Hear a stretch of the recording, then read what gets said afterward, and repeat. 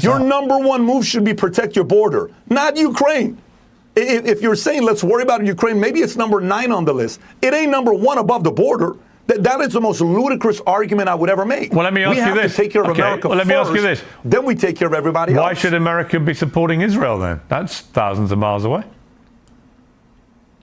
How much money are we giving to Israel? Patrick Bet-David went on Piers Morgan and got somewhat embarrassed, so much so that he was forced to respond to his appearance, Patrick Bet-David's appearance on Piers Morgan today on his Valuetainment live stream. And we'll get into that here in 1 second. But first, I want to show you this clip where he kind of got caught out by Piers Morgan. I'm not going to lie. And he made a statement that a lot of people are really disagreeing with because he contradicted himself many, many times. And you could tell that he was caught fumbling a little bit. Let's check this out. And I'm a Patrick Bet-David fan. You know, for the most part, I agree with a lot of things that Patrick Bet-David is saying, and I really like the message that he has to spread. I like the fact that he's not trying to create an echo chamber at Valuetainment. He's trying to hire out some left-wingers, some right-wingers, and things like that. This one, I can't defend him on. Let's check this out here, though. This one is from Words Are Words. It says, Patrick Bet-David seems to have caught himself in an interesting situation on Piers Morgan. I don't think he expected that question at all. Israel is not our greatest ally. In fact, they're the opposite, a parasite. We shouldn't be sending money to any of these countries at all. And that's honestly my stance as well. If you're America first, it should be your stance. Patrick Bet-David on Piers Morgan claims that he is America first as well, and yet doesn't really hold to that whenever pressed on the Middle East situation. Let's check this out. Your number one move should be protect your border, not Ukraine. If you're saying let's worry about Ukraine, maybe it's number 9 on the list. It ain't number 1 above the border. That is the most ludicrous argument I would ever make. Well, let me ask you this. We have to take care of America first. Let me ask you this. Then we take care of everybody else. Why should America be supporting Israel then? That's thousands of miles away. How much money are we giving to Israel? Billions. He acts like he doesn't know, you know, and that's not a good look. You know, it does seem like he was trying to buy time a little bit with that question. You know, when Piers Morgan is like, why should we be sending money to Israel or the Middle East? Then I'm going to have to refer to it as, and it does seem like he kind of fumbled over that, you know, a little bit. And it's just not a great look.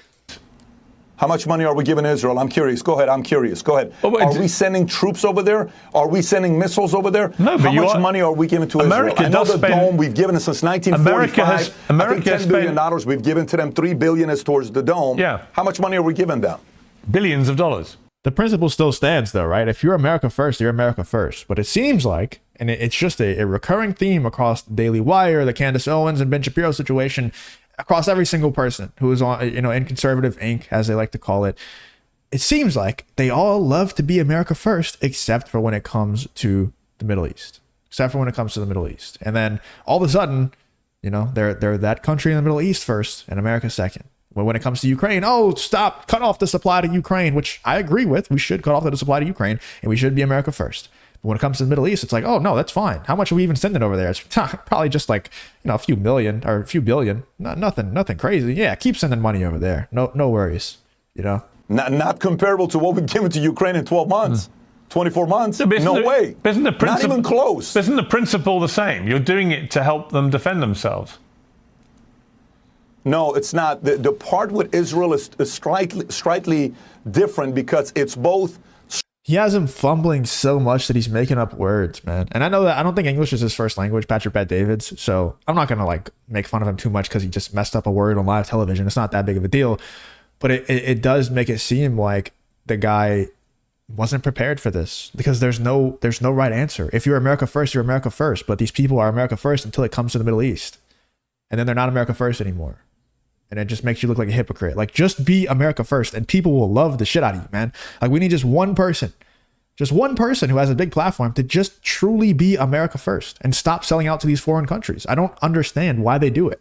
Strategic, because there's only one country in Israel that has historically always been pro-America and has been an ally in the Middle East, and that's Israel. Iran's not been the case since the Shah, right? Saudi Arabia now with MBS, he's trying to work and make progress to the point where Ronaldo, your friend, feels safe going out there with his family to play soccer there. These are good things that MBS and Saudi Arabia is doing. He's kind of doing what the Shah was doing back in the 50s, 60s, 70s.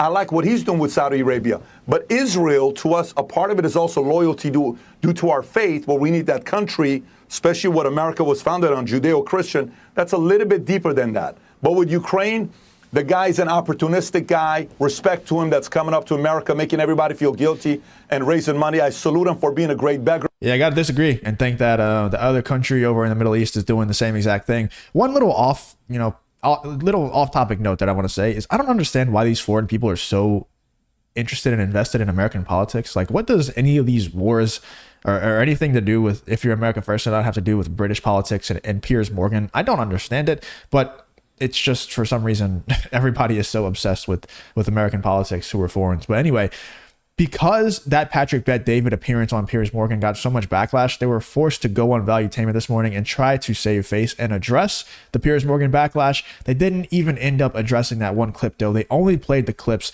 that made Patrick Bet-David look better. So let's check this out and see their response to Patrick Bet-David being on Piers Morgan. And this is a moment as well that we got into a little bit. Go ahead and play this clip. Giving Putin the land that he's taken and say he does that. And say that you're wrong about Putin. Say that it turns out he does have imperialistic ambitions beyond what people think he has.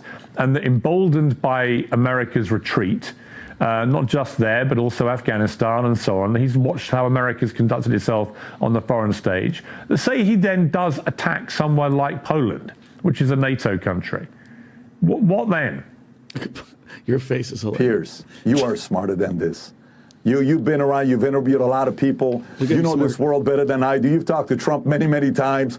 You have a relationship with him. It's actually a very entertaining relationship that's up and down, and then you go to Charlemagne the God and you defend him in a different way. I love your relationship with him. It's very fascinating, truly.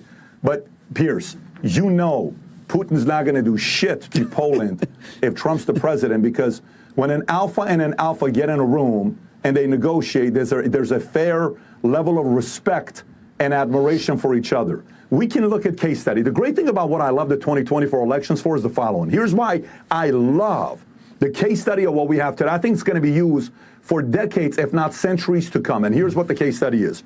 And like all of these things that Patrick Bet-David is saying here, we can all agree with. Like everybody agrees with this, right? Like what he's about to say.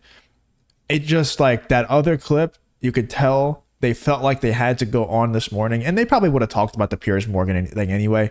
But the debate definitely did get heated, and this video is titled, "You're Smarter Than This, Piers Morgan and Patrick Bet-David Heated Debate Over Chaos Around the World." You could tell that they wanted to kind of save face a little bit on the backlash that Patrick Bet-David got, and they didn't even show the right part of the clip. Now officially, Piers say, we had 4 years of Trump administration, to look at, and we have almost 4 years of Biden to look at. We can compare economy to economy, peace to peace, wars to wars, unemployment to unemployment. We can look at every single thing. And there is zero proof from those who are skeptical on your end, worried about the fact that Putin's going to attack Poland, that Trump would allow something like that to happen, because it never happened under his regime during the 4 years that was there. We feared ISIS. When's the last time you used the word ISIS? We feared, this guy went after Qasem Soleimani, who was supposed to be the number 2, number 3 guy in the world in Iran, and potentially was going to run Iran. And he was a leader of all these guys behind closed doors, all these proxy wars. You killed that guy? That's kind of like in the mob family. You think about back in the days, you go and you kill Ben Siegel. You go kill the main guys. That you don't do something like that. He did. That's what Trump did. Audacity, risk at the highest level. You went after a guy like that? I did. Everyone in the marketplace says, okay, guess what? You ever seen the movie American Gangster? Yeah. You know, with Denzel Washington? Yeah. You remember that scene when he's sitting at the cafeteria and he's sitting there with his cousins. Their cousins are just starting to realize that Frank Lucas has become a powerful guy. He sees a guy down the street. He says, he gets up, he walks out, goes to the guy, puts the hat down. He says, where's my 10%? The guy laughs at him. He takes him out. Cousins, everybody sees him. He comes back, sits down, wipes his hands, has the breakfast, and they start having a conversation together. Trump did that to Qasem Soleimani on a world stage. On the world stage. Love that laugh. Do you know what level of audacity that takes? Who has that kind of audacity? Not a lot of people. He did. That could have been risky, because to some of us, we're like, if Iran retaliates, you have the right to now retaliate. They took out your number 1 general. They didn't. Strength is one way to lead, and when America's strong, fortunately, the world is at peace. When America's not strong like we are today, the world is not at peace. It's true. Yeah, nobody can disagree with that. I mean, everything that he said there was facts. You know, let me know in the comments if you have a way to disagree with that. But obviously now that America is weakened, the rest of the world feels like they can move and create the wars that they want to create. Putin invades Ukraine, and you know the whole Middle East war happens, and you know China's probably going to move soon and do something. And you know that's just what happens when you have a weak America. When you have a strong America, someone who is going to take out leaders from terrorist organizations and stuff like that, it's not happening. So you can't disagree with anything that Patrick Bet-David said there to Piers Morgan, but it's the other clip that we wanted addressed, and now they're just playing clips to make Patrick Bet-David look good, in my opinion. And like I said, I'm a big fan of Valuetainment. I'm a big fan of Patrick Bet-David. I've been watching them and trying to promote them and boost their YouTube channel up for a long time, for years now. And it's just this one thing that I think he should readdress and rethink his stance on. That's all. Bet-David, always great to talk to you. Bingo. And hear your perspective. Thank you. Want to do.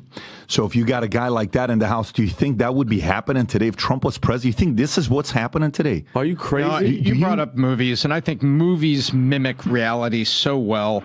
And when I think of Iran and I think of Israel right now, I think of that scene in Indiana Jones where the guy in the black is waving the sword around. Just takes out and the gun. Indiana Jones just looks at him because he's tired. Indiana Jones has been fighting and running away from bad guys. He's tired. He's sweaty. He just draws and shoots him. Yeah. And it was very quick. I mean, and that's what I feel like is right now. There's a lot of people that they call it saber rattling for a reason. It's like rattling the saber to remind people that you've got a sword. But then you have people that look at you and say, "Are you going to use that? You're not going to use that. You're not going to take this out." One part that I thought was super interesting, by the way, awesome. Just when you laugh like that, you made a point. But you talked about who's in your ear. You talk about this all the time. Who's in your ear? And going back to the original tweet with the original clip, you could see the replies on this are just not very much in favor of Patrick Bet-David. Everything else that he said on Piers Morgan, I agree with. It was just this one thing that I can't for the life of me wrap my head around. And I'm sure a lot of you are going to disagree with me in the comments, and that's fine. I don't understand it, but I don't have to. And I'm not that important to have to understand it. But words are words replies, it says founded on Judeo-Christian. He says, Judeo-Christian is an oxymoron. Wow, this dude fumbled the bag on that response. You could see him stutter and realize Piers got him. Yeah, I have to agree. Ukrainians are Christian, not the ones in control, though, unfortunately. True. Anyway, let me know in the comments if you agree with me and agree with everybody else on this tweet here that Patrick Bet-David got kind of caught out by Piers Morgan. I think he 100% did. I think he didn't expect that at all. And you could kind of tell by Patrick Bet-David's response to the question from Piers Morgan that he didn't expect that question and he didn't have an answer for it either. Anyway, let me know in the comments what you guys are thinking. If you did enjoy the video, please leave a like, subscribe, all that good stuff, and hope to see you guys on the next one.